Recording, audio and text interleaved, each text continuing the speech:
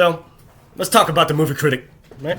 Let's talk about why he canceled the film, right? And he fucking hates me right now, right?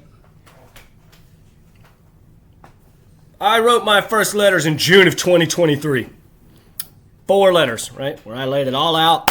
Say, this is why it works on every level, right? And so, right?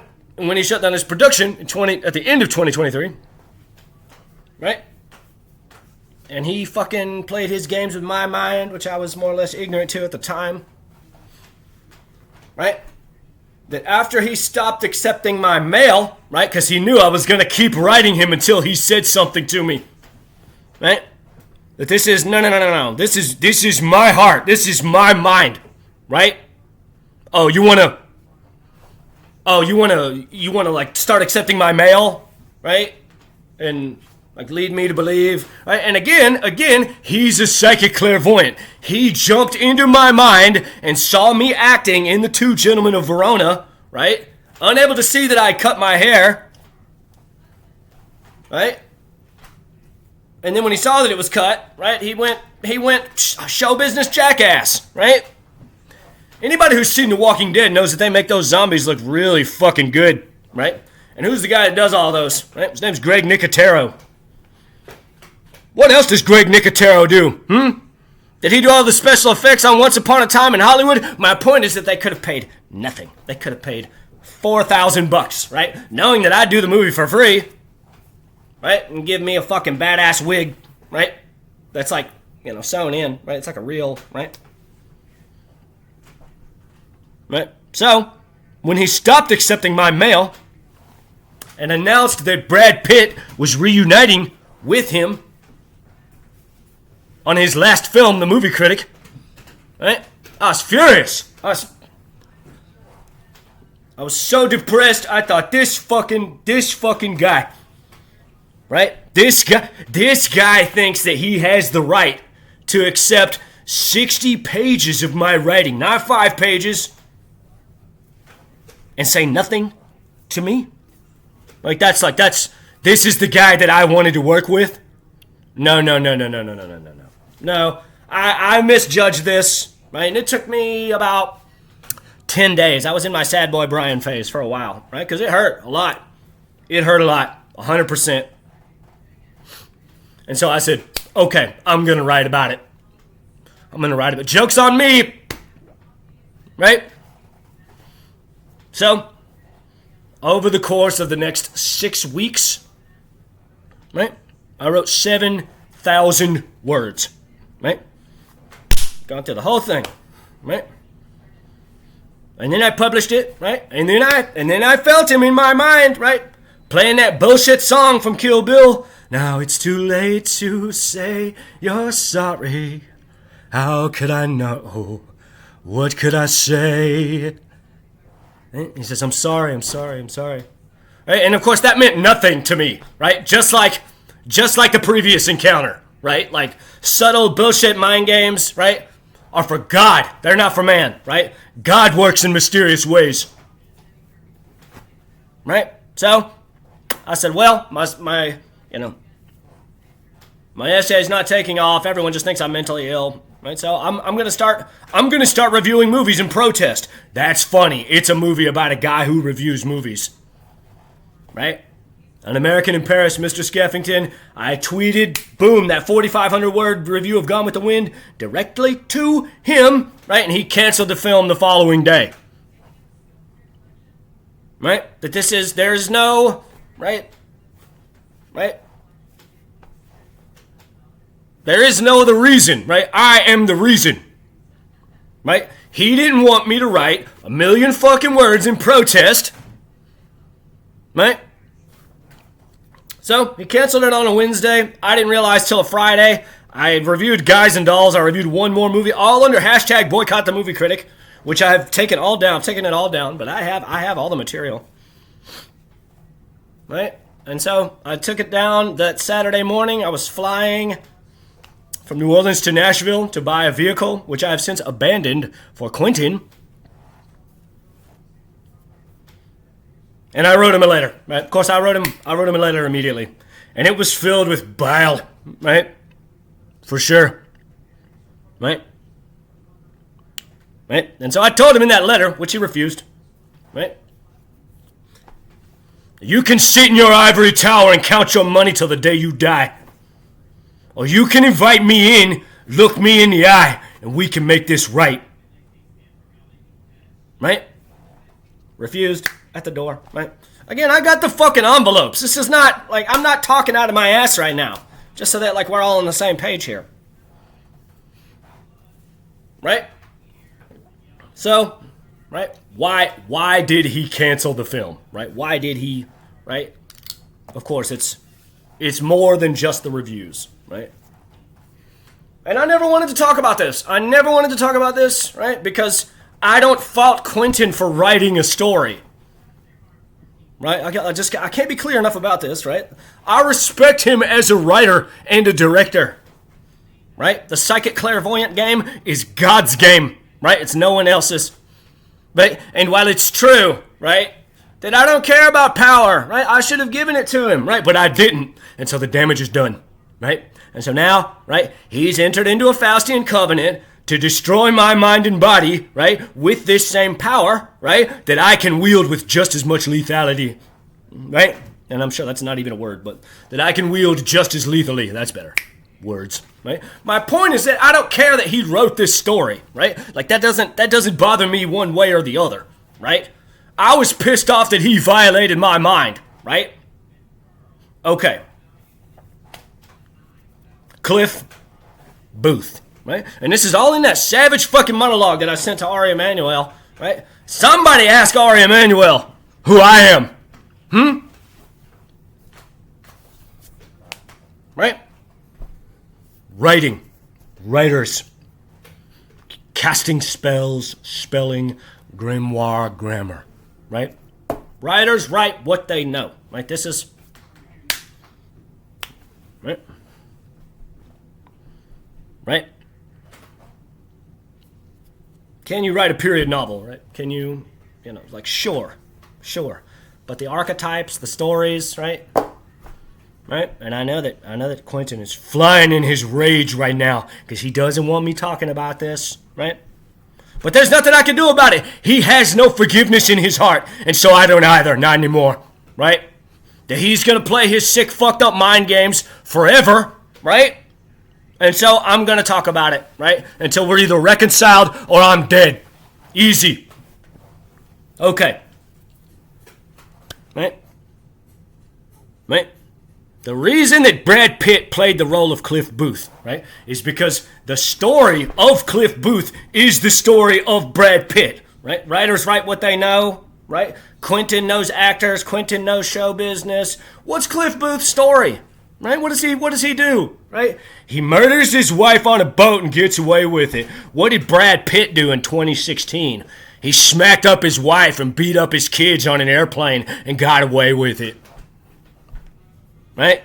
This is easy, right? Easy. And so when you watch Brad Pitt's Oscar acceptance speech, right? Now, I'll come back to that in a second, right? But when you watch it and you hear him debase Quentin about his foot fetish, right?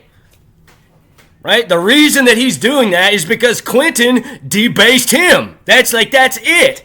That's it. There is no, right? It's not like, oh, happy-go-lucky guy, like, oh, yeah, you're a freak, like, oh, but we're great buddies. Like, no. That's not, right? Perhaps that's what Brad thinks, right? But the truth of the matter, right, is that Quentin appropriated his spousal abuse, changed the names, pulled it out of the air, put it in the water, right? And so Brad felt comfortable enough in that moment, right, to reduce him to his shortcomings because Quentin reduced him on celluloid to his shortcomings. That's the point, right? I put that in my essay, right?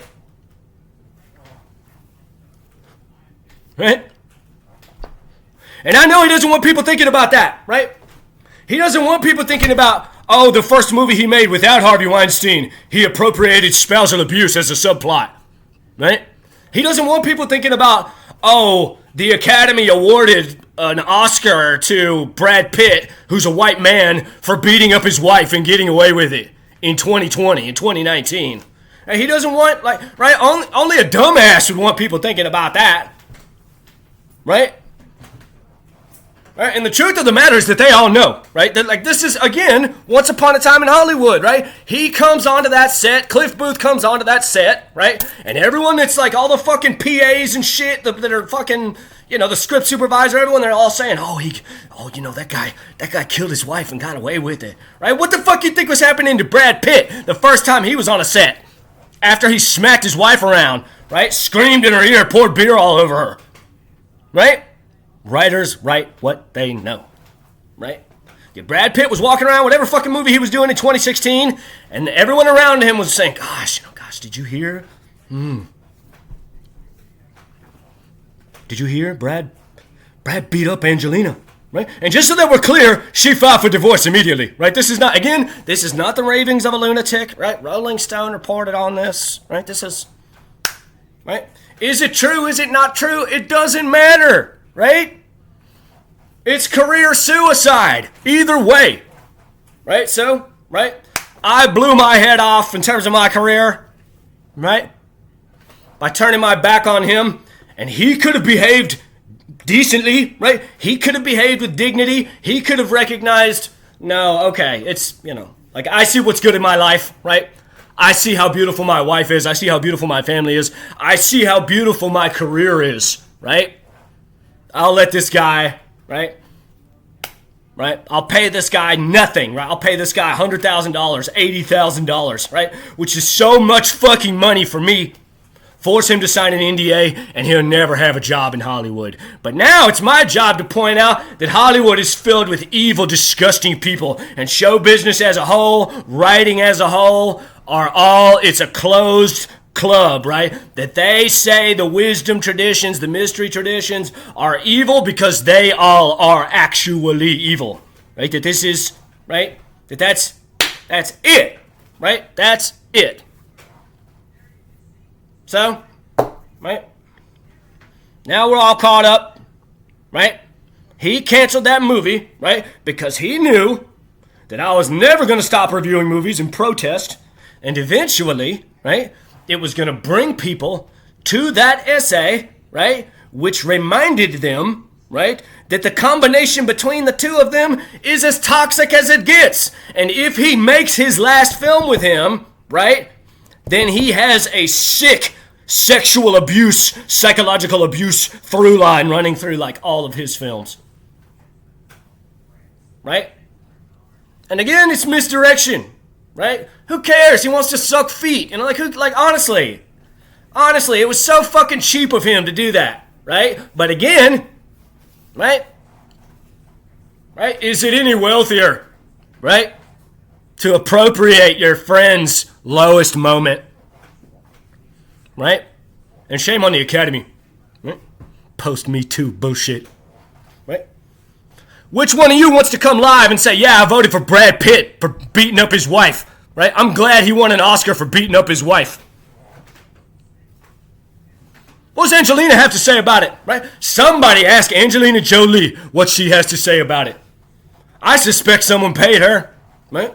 I suspect she said, you want to appropriate my humiliation? You want to appropriate the destruction of my marriage on celluloid, right? For your sick psychological games? No. And they said, okay, 10 million, here you go.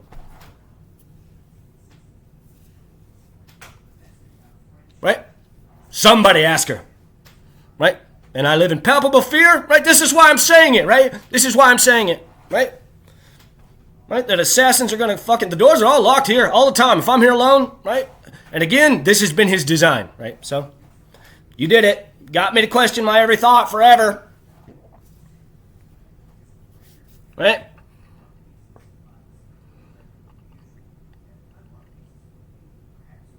And I see it from his side too, right? I do see it. I know. It was petty. It was arrogant and naive. I do acknowledge that. Right? That in his mind, he said, oh, if he can do this, I know he's good. And I could have. I was ready. I was ready, right? And if he would have just looked me in the eye like I was looking him in the eye, he didn't even have to say anything, right? Because and I see now that he and I are the same, right? That he doesn't like looking people in the eye because of his clairvoyance, and I'm the same way. Right? But if he would have just looked me in the eye for 5 seconds, I would have... I got a question about this book, right? Instead... Right? And again... Shouldn't have pushed the letter all the way up to his face, I guess. You know, I wanted him to take it. I wanted him... Right? And again, he was accepting me. He was, right? And that's... Right? It's petty. It's so shallow of me. It's so superficial, right? But right, he and I are very alike. I suspect that he would never do anything for anyone who turned their fucking back on them. Right? But again, it's his show. Right? He can, he's allowed to play this. What does Tribeca have to say about it? Right? That's what I want to know. Right? Right? Did you set up a panel like under the assumption, right, that he had spoken to me practically? Right? I never wanted to go. I should have never gone. Right? It seemed stalkerish to me.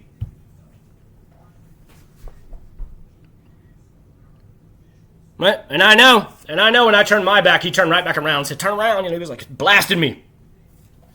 But I didn't want to, you know. I didn't want to. And I knew I blew it immediately, of course. Man, I was arrogant in the beginning. Right? Because I thought that, right, that he respected this thing. Right? But now I see that he thought that I didn't respect it. Right? And so, right, it's just a diseased case study in clairvoyance. Right? And so I have to talk about it, right? I'm putting something together, right? I can't stress this enough, man. This man tortures me, right? With the palpable evil that no court can ever try him on. Right? Oh, he's not well, right? He's not well, right? It's time for y'all to open your eyes, right? To wake up, right? Like, this is why I'm talking about it, right? So, I could keep going, right? And maybe I will later on with another video. 30 minutes, I suppose I'll stop for now, right? But this is the real story of the Movie Critic, right? See what's good in your life, right? Pray for me, pray for Quentin, pray to bring this to an amicable resolution. God bless. Have a good night.